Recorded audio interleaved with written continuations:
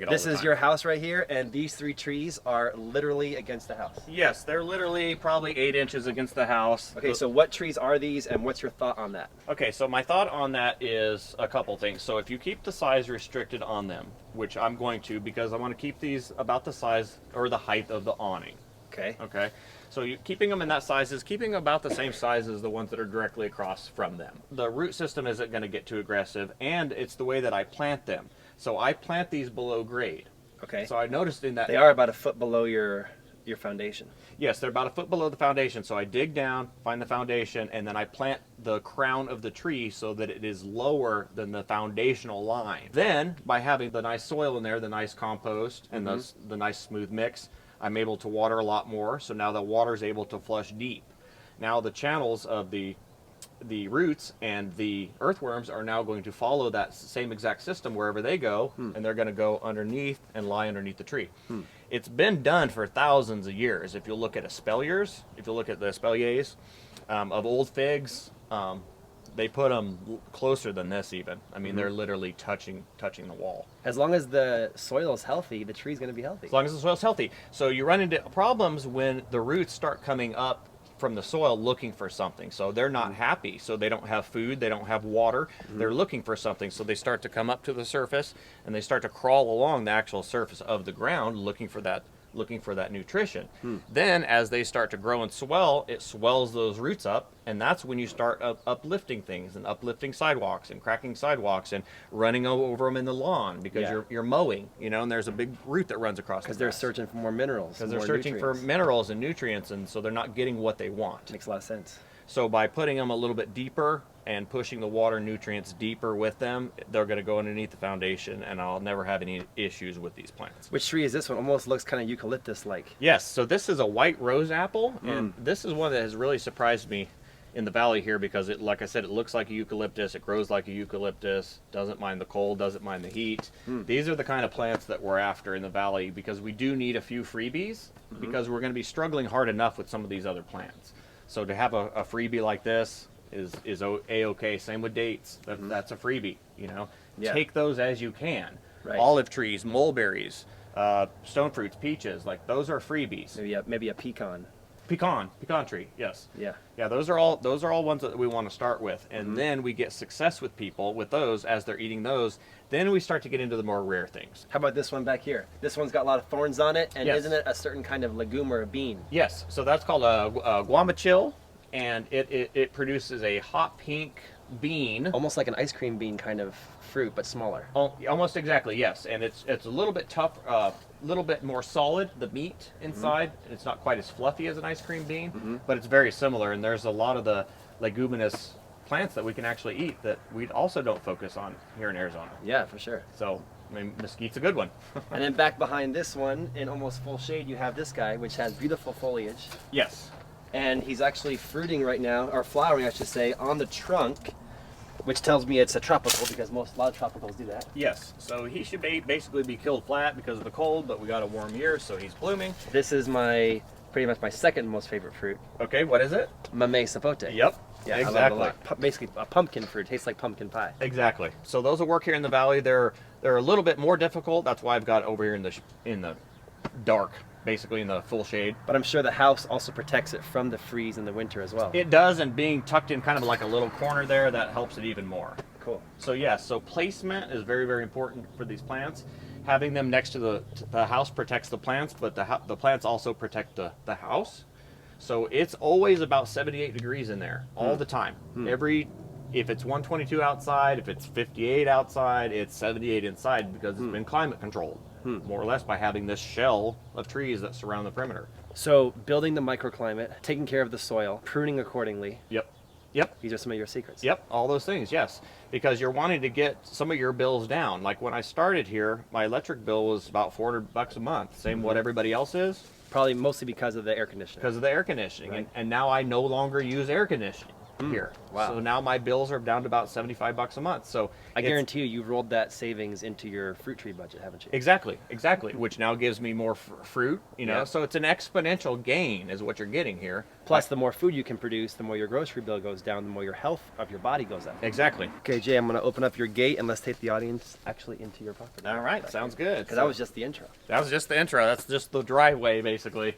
This guy's got 2 things on it that are edible. And what do you call it? You Yes, call it so this pineapple guava or? Or Feijoa. Yeah. Yeah, so this is a wonderful evergreen also, takes the full cold, produces a flower that is edible and tastes to me very much like gummy bears, the petals. The petals, they're amazing. They blow the minds of friends and family when they come over. Yes, they're actually better than the fruit. So I think so the fruit is also wonderful. It's Yeah. a guava, and it tastes exactly like pineapple if you get them while they're perfect. If you wait too long, of course, they're not going to. They're going to be a little bit fermented and they're not going to be that good, but that's a lot of tropical fruits. I just love eating flowers, so it's one of my favorite flowers to eat. Yes, yes indeed. If we stick on this side, what do we have next? We have a mango of some kind. Yes, we got a little mango here. This was an experimental one because I got this one when it was dead. It was only a foot tall. Oh, wow. So let's see what can happen. We can bring it back. And Yep. so it's already grown this big, and actually this one put on the biggest mangoes this year. So Wow. this one put on 8 fruit punch mangoes that were about this big. Wow.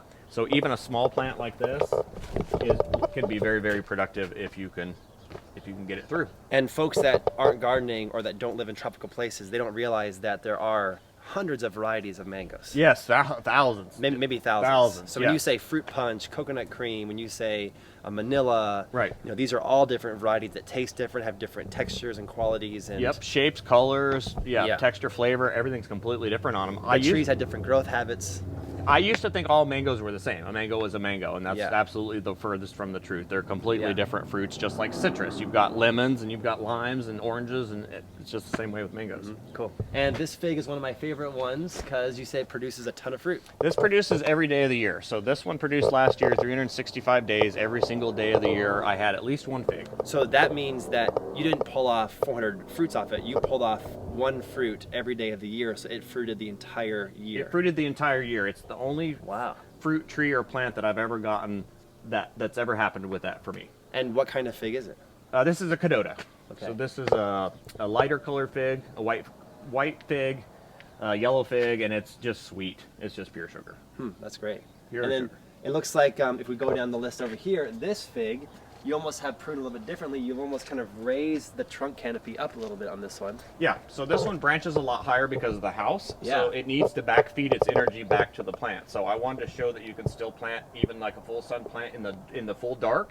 Only 1 foot from your house. 1 foot from the house, yes. As long as it can get up and backfeed some of this energy back down to the plant, to the roots, it's fine.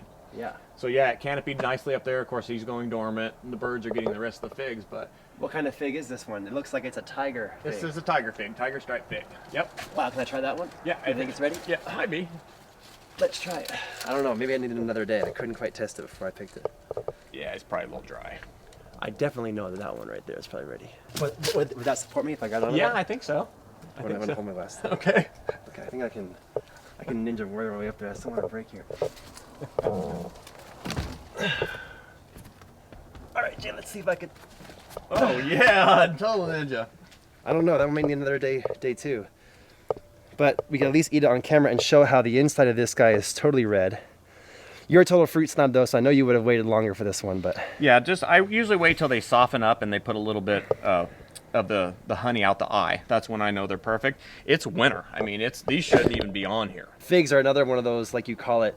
What did you call it? A necessity, a no-brainer one for Arizona. Yeah, that's an easy one. That's the one you want to get in first. Put them in with the mulberries. Put them in with the figs. That's still fantastic. Yes. So peak of summer is usually the best for figs. That's when they'll get the softest, and that's when they'll start to put out the honey. Well, thanks for a little bit of a snack. Now I have the energy to keep this tour Sure. going. All right. Let's keep going. Cool.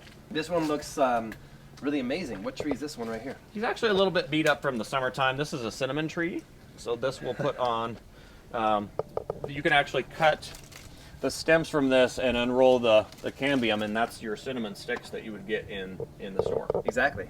And I know that even if the leaves dry out, they'll have that cinnamon flavor and smell. They actually have a better smell and flavor. So these, so. when you crush them, Or like if I take this dry like part. if you want to make tea out of this, here, crush a fresh one. Oh, a fresh one. A fresh one, it's going to smell exactly like cloves. Yeah. Wow, that's amazing. Isn't that amazing? Yeah, amazing. Almost like a gingerbread man or something. Yes. Wow, that's incredible. So imagine a tea. I wonder if YouTube can get smell-o-vision someday. I wish they could, because man, isn't that incredible? That's incredible, yeah. This is a cinnamon tree in the Phoenix area. Yes, yes. You're in East Phoenix. East Phoenix, a city next to Phoenix, but pretty much Phoenix greater metropolitan area. Yes. How long has this tree been in the ground for? This has been in the ground, I think, about a year, and so this shouldn't even exist here. Basically, Right. this shouldn't exist here. It shouldn't exist here outside. So do you think in 5 years it'll be thriving? I think it will. I think it will be, and I planted it next to the house for a reason, so it can start to acclimate and get a lot of that really strong growth and get a nice big trunk and stem before it actually gets up into the full sun. Because then, once it gets up to the full sun, it'll be able to take it at that point. Let's say you have the perfect microclimate and you chose the right location to plant the tree. Right. And you have great soil. What do you think is the hardest time of year for a mango tree and a cinnamon, winter or summer?